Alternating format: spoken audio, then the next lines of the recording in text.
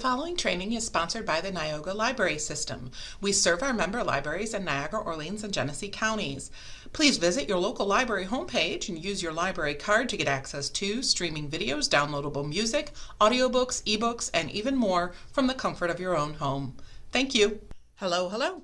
So here we are again, looking at the book again, Crucial Conversations. And this again was written by Kerry, Patterson, Joseph Grenny, Ron McMillan, and Al Switzler. It is available through the Nioga Library System. I'm sure your local libraries may have it too. Check out their catalogs. I have the link right here on the screen, and as always, it will be in the description as well. We are looking at Chapter 4, and Chapter 4 in the book is titled Learn to Look. And as always, the authors start with a quote, and I hope this person's name is Ouida. If I am mispronouncing that, I apologize, but this person says, "I have known 1,000 scamps, but I never met one who considered himself so. Self-knowledge isn't so common."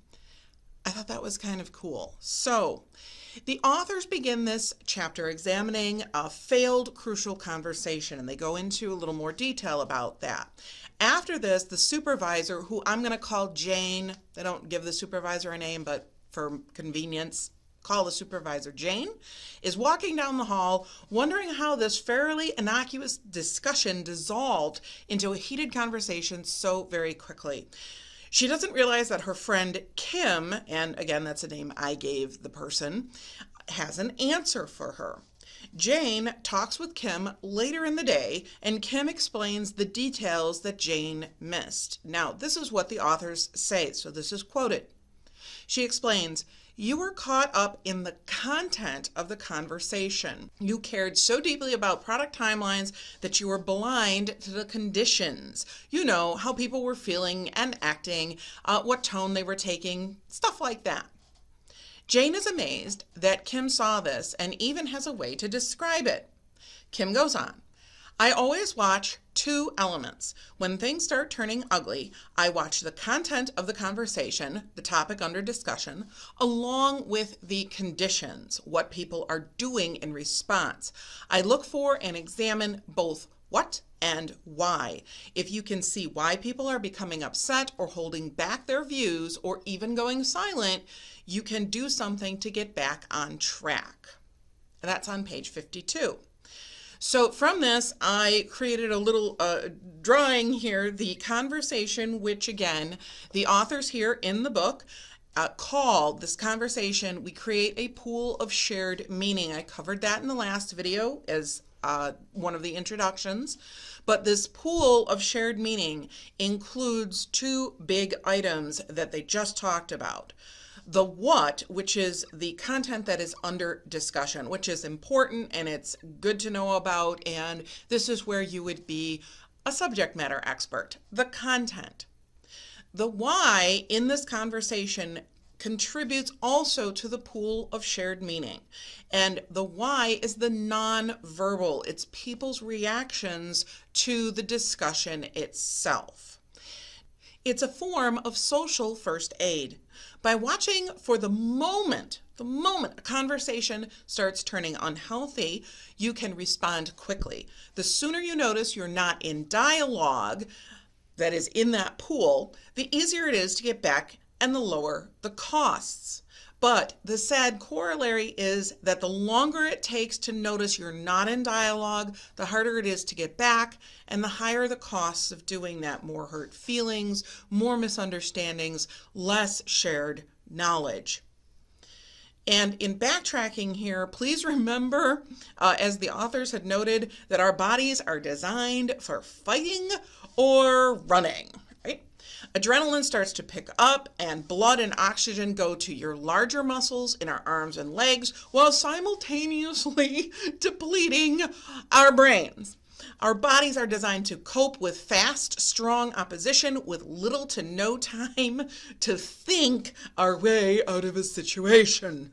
Generally speaking, in the modern US, we need more brain than brawn, but the way we're designed, we get more brawn than brain right away. But there is a way around this, and I feel like a broken record, but it deserves repeating, and I've got it in big green highlight. Take a deep breath. I'm not sure how many times I've repeated this, but it is still the single best tool to buy yourself response time. That's what we need, even if it's only a second or two. And again, one of the things is that when you take a deep breath, you may discover or see as you watch the why of the conversation, you may see that mirroring effect in the other people around you, where they will stop, they'll take a breath, they'll mirror what you do, calms things down a bit. Even again, just a second or two is all you need. It's all you need.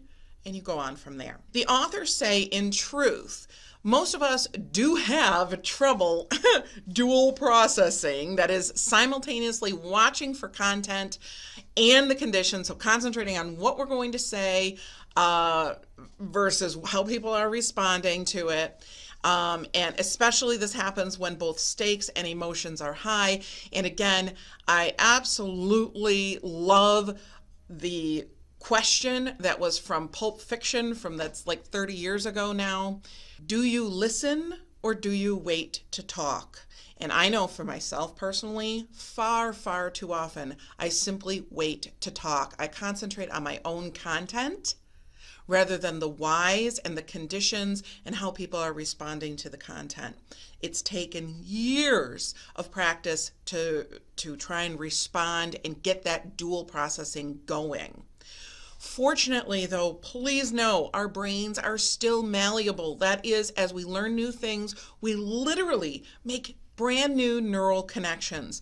Once the connections are made, we start to do things automatically. We don't think about it. We're just like, well, it just happens. But in reality, it is not automatic at all. There is still a thought process that happens, but we don't think about the thoughts at all anymore. We just do it. The authors paint a fantastic example. They use an angler that is experienced in fly fishing, and this angler, this fisherman, is teaching you, and you're a novice, okay? He keeps telling you to cast in a certain area upstream from the trout just out there. He can see the trout, but you can't. How can that be? Do your eyes no longer work? Do you need fish lenses? No. He can see the trout because he knows what to look for. We only think we know. The author's quote here, you think you need to look for a brown trout. In reality, you need to look for that distorted image of a brown trout that's underwater while the sun is reflecting in your eyes. You have to look for elements other than the actual animal.